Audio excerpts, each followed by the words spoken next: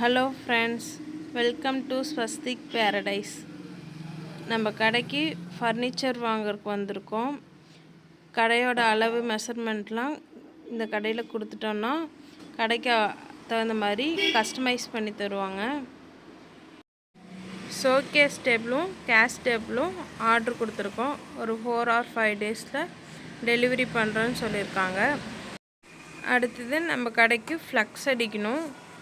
Flux கடைக்கு வந்திருக்கோம். Design நம்ம என்னென்ன சொல்கிறோமோ அந்த மாதிரி டிசைன் பண்ணி ஃப்ளக்ஸ் அடித்து தராங்க.